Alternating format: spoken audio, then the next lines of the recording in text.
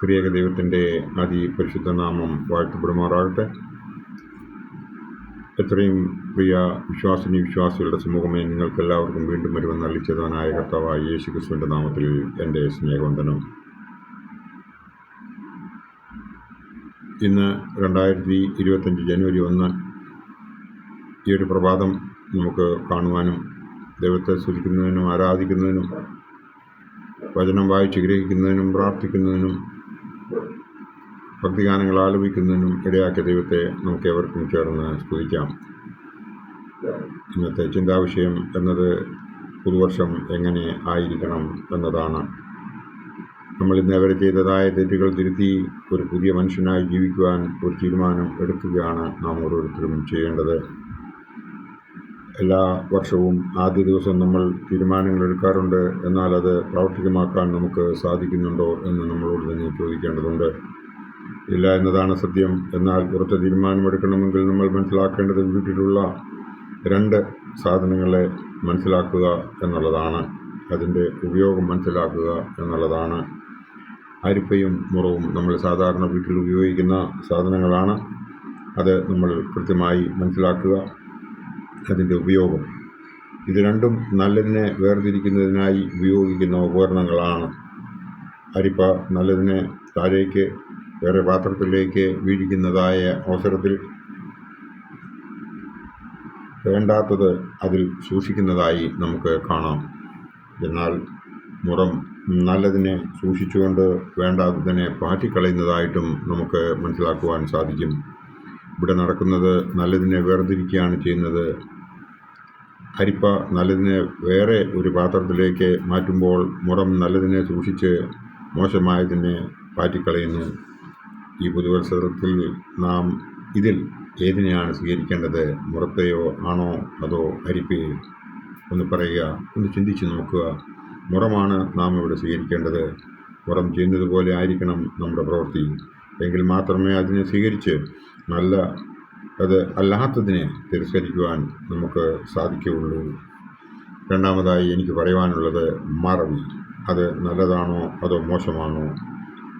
കൺഫ്യൂഷനായി ഇല്ലേ?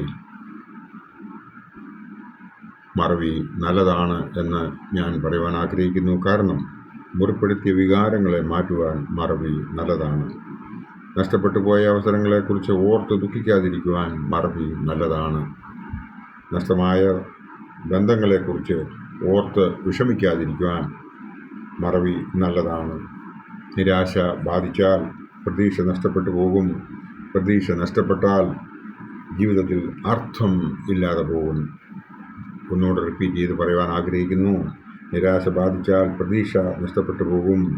പ്രതീക്ഷ നഷ്ടപ്പെട്ടാൽ ജീവിതത്തിൻ്റെ അർത്ഥം ഇല്ലാതെ പോകും എന്ന് ഈ അവസരത്തിൽ ഞാൻ നിങ്ങളെ ഓർപ്പിക്കുവാൻ ആഗ്രഹിക്കുന്നു.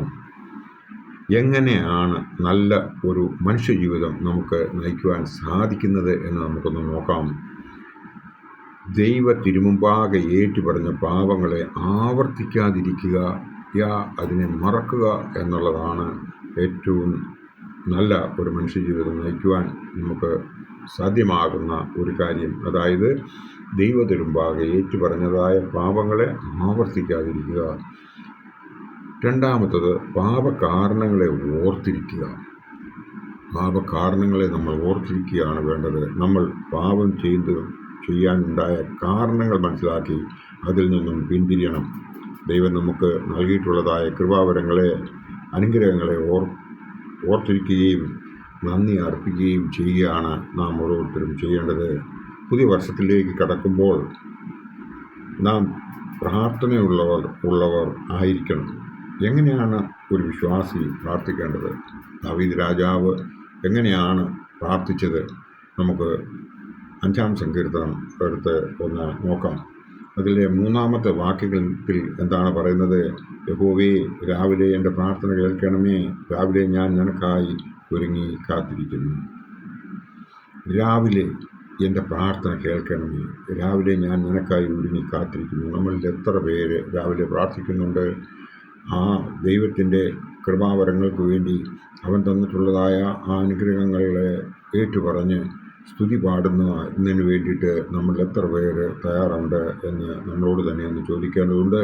ദാവീദ് രാജാവ് എഴുതിയ ഈ സങ്കീർത്തനം ഇന്നത്തെ കാലത്ത് നമുക്ക് വേണ്ടിയിട്ട് നമ്മുടെ പിതാക്കന്മാർ ഒരുക്കി തന്നിരിക്കുന്നതാണ്. യഹോവേ, രാവിലെ എൻ്റെ പ്രാർത്ഥന കേൾക്കണമേ, രാവിലെ ഞാൻ നിനക്കായി കാത്തിരിക്കുന്നുവെന്ന്. ഇനി നമുക്ക് വാക്യം 2 നോക്കാം. നമ്മൾ ഒരാളിനെ ബഹുമാനിക്കണമെന്നുണ്ടെങ്കിൽ, ആളിനെ അംഗീകരിക്കണമെന്നുണ്ടെങ്കിൽ, അവരെ സ്തുതിക്കണമെന്നുണ്ടെങ്കിൽ, അവരെ നമ്മൾ ഏത് രീതിയിൽ കാണണം?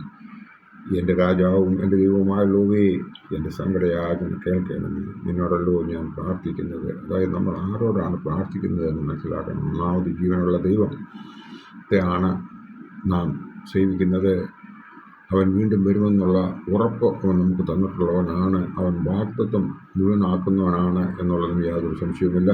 എൻ്റെ രാജാവും എൻ്റെ ദൈവവുമായുള്ളവേ, എൻ്റെ സങ്കടയാചന കേൾക്കണമേ, നിന്നോടല്ലോ ഞാൻ പ്രാർത്ഥിക്കുന്നത്. അവനെ നമ്മൾ രാജാവായിട്ടാണ് കാണുന്നത്, അവനെ നമ്മുടെ ദൈവമായിട്ടാണ് കാണുന്നത്. അവൻ്റെ മുമ്പിലാണ് നമ്മൾ സങ്കടയാചന അർപ്പിക്കുന്നത്. ഇനി നമുക്ക് 1-ാമത്തെ വാക്യത്തിലേക്ക് പോകാം. യഹോവേ, എൻ്റെ വാക്കുകൾക്ക് ചെവി തരണമേ, എൻ്റെ ധ്യാനത്തെ ശ്രദ്ധിക്കണമേ. അതായത് നമ്മൾ പ്രാർത്ഥിക്കുന്നുവെങ്കിലാണ് അവൻ നമുക്ക് ചെവി തരുന്നത്. നമ്മൾ ധ്യാനിക്കുമ്പോഴാണ് അവനത് മനസ്സിലാക്കി നമുക്ക് കൃപാവരങ്ങൾ തരുന്നത് എന്ന് നമുക്ക് മനസ്സിലാക്കാം. ഇനിയും നമുക്ക് വാക്യം 7 പോകാം. ഞാനോ നിൻ്റെ കൃപയുടെ ബഹുത്വത്താൽ നിൻ്റെ ആലയത്തിലേക്ക് ചെന്ന് നിൻ്റെ വിശുദ്ധ മന്ദിരത്തിന് നേരെ നിങ്കലുള്ള ഭക്തിയോടെ ആരാധിക്കും എന്നാണ് ഇവിടെ പറഞ്ഞിരിക്കുന്നത്. അതായത് നമ്മൾ വീട്ടിൽ മാത്രം പ്രാർത്ഥിച്ചാൽ പോരാ, പിന്നെയോ ദൈവാലയത്തിലേക്ക് ചെന്ന് ദൈവം വസിക്കുന്നതായ ആ സ്ഥലത്ത് നമ്മൾ അവൻ്റെ മുമ്പിൽ തലകളെ വണക്കി പ്രാർത്ഥിക്കണം. ഞാനോ നിൻ്റെ കൃപയുടെ ബഹുത്വത്താൽ നിൻ്റെ ആലയത്തിലേക്ക് ചെന്ന് നിൻ്റെ വിശുദ്ധ മന്ദിരത്തിൻ്റെ നേരെ നിങ്കലുള്ള ഭയത്തോടെ ആരാധിക്കും എന്നാണ് പറയുന്നത്. അങ്ങനെ നമുക്ക് ആരാധിക്കുവാൻ സാധിക്കുന്നുവെങ്കിൽ മാത്രമേ, അതായത് വീട്ടിൽ മാത്രമല്ല, നമ്മൾ ദേവാലയത്തിൽ പോകുന്നതിൻ്റെ ഒരു വലിയ മഹത്വമാണ് ഇവിടെ കാണിച്ചു തരുന്നത്. ഇനി നമുക്ക് 4-ാമത്തെ വാക്യത്തിലേക്ക് പോകാം. നീ ദുഷ്ടതയിൽ പ്രസാദിക്കുന്ന ദൈവമല്ല, ദുഷ്ടൻ നിന്നോടുകൂടെ പാർക്കില്ല. അതായത് ദുഷ്ടതയിൽ നീ പ്രസാദിക്കത്തില്ല എന്നും ദുഷ്ടൻ നിന്നോടുകൂടെ പാർക്കയില്ല എന്നതും ഞാൻ അറിയുന്നു. അതിനാൽ ഞാൻ അതിൽ നിന്ന് വിട്ടുമാറുമെന്നാണ് ഇവിടെ പറയുന്നത്. 5-ാമത്തെ വാക്യത്തിൽ എന്താ പറയുന്നത്? അഹങ്കാരികൾ നിൻ്റെ സന്നിധിയിൽ നിൽക്കില്ല. എനിക്കതുകൊണ്ട് അഹങ്കാരം മുഴുവൻ പാടില്ല. നീതികേട് പ്രവർത്തിക്കുന്നവരെയൊക്കെയും നീ പകയ്ക്കുന്നു. അതായത് നീതികേട് പ്രവർത്തിക്കുന്നവരൊക്കെയും നീ പകയ്ക്കുമെന്ന് എനിക്ക് അറിയാവുന്നതുകൊണ്ട് ഞാൻ ഇന്നുവരെ അഹങ്കാരിയോ നീതികേട് ഉള്ളവനോ ആയിട്ട് മാറുകയില്ല. വാക്യം 6 നമുക്ക് നോക്കാം. ഭോഷ്ക് പറയുന്നവരെ നീ നശിപ്പിക്കും. രക്തപാതകവും ചതിവുമുള്ളവൻ യഹോവയ്ക്ക് അറപ്പാകുന്നു. അതായത് ഭോഷ്ക് പറയുന്നവരെ നീ നശിപ്പിക്കും. ഞാൻ ഭോഷ്ക് പറയില്ല. രക്തപാതകവും ചതിവുമുള്ളവൻ യഹോവയ്ക്ക് അറപ്പാകുന്നു എന്നാണ് ഇവിടെ പറയുന്നത്. 8-ാമത്തെ വാക്യം നമുക്കൊന്ന് നോക്കാം. അതിലെന്താണ് പറയുന്നത്? യഹോവേ, എൻ്റെ ശത്രുക്കൾ നിമിത്തം നിൻ്റെ നീതിയാൽ എന്നെ നടത്തണമേ, എൻ്റെ മുമ്പിൽ എൻ്റെ വഴികളെ നിരപ്പാക്കണമേ. നമ്മളെ തന്നെ സ്വയം കറക്റ്റ് ചെയ്തതിന് ശേഷം, വീട്ടിൽ പ്രാർത്ഥിച്ചതിന് ശേഷം, നമ്മൾ ദേവാലയത്തിൽ ചെന്ന് പ്രാർത്ഥിച്ചതിന് ശേഷം, നമ്മൾ ഒരു ദുഷ്ടപ്രവൃത്തികളും ചെയ്യാതെയും നമ്മൾ നമ്മെ തന്നെ തിരുത്തിയും, അതായത് അവൻ്റെ കൃപാവരങ്ങളെക്കുറിച്ച് മനസ്സിലാക്കുകയും ഭോഷ്ക് പറയാതെയും രക്തപാതകം ചെയ്യാതെയും അഹങ്കാരിയാകാതിരിക്കുകയും നീതികേട് പ്രവർത്തിക്കാതെയും ഒക്കെ എന്നതിന് ശേഷം നമ്മൾ ചെയ്യേണ്ടതായ കാര്യമാണ്.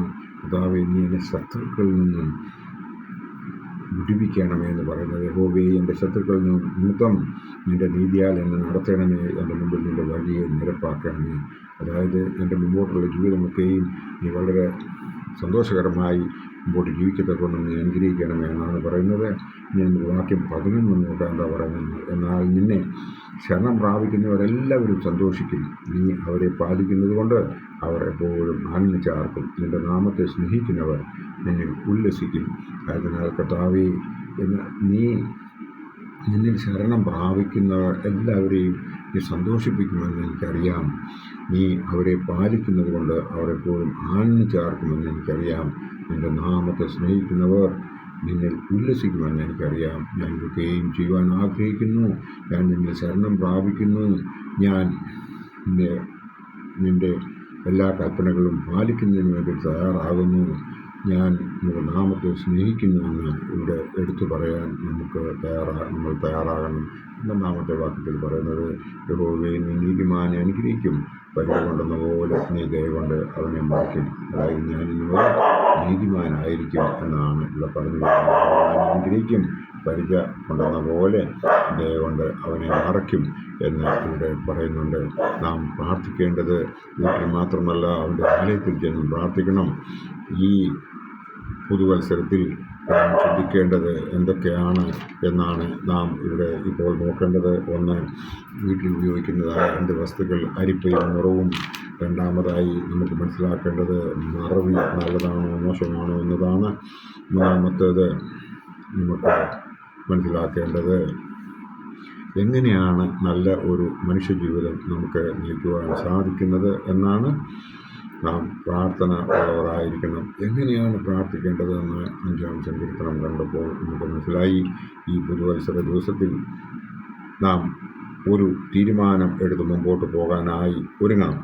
പിന്നീടുള്ള തെറ്റുകളെ മറന്ന് മുമ്പുള്ള നല്ല കാര്യങ്ങൾ ചിന്തിച്ച് പ്രവർത്തിച്ച് വിശ്വാസത്തോടുകൂടി പ്രവർത്തിച്ച് ദൈവത്തെ ഉള്ളിൽ സ്വീകരിച്ച് ആ ശക്തി കൊണ്ട് നല്ലൊരു ക്രിസ്ത്യാനിയായി ജീവിച്ച് ഈ ലോക ജീവിതം സഫലമാക്കുന്നതിനും സ്വർഗ്ഗരാജ്യത്തിലൊരു അവകാശിയാകുവാനും ദൈവം നമ്മളെ ഈ പുതുവത്സരത്തിൻ്റെ ഈ ആദ്യ ദിവസം അനുഗ്രഹിക്കട്ടെ എന്ന് പ്രാർത്ഥിക്കുന്നു. എൻ്റെ വാക്കുകൾ ഇവിടെ ഉപസംഹരിക്കട്ടെ. നന്ദി, നമസ്കാരം.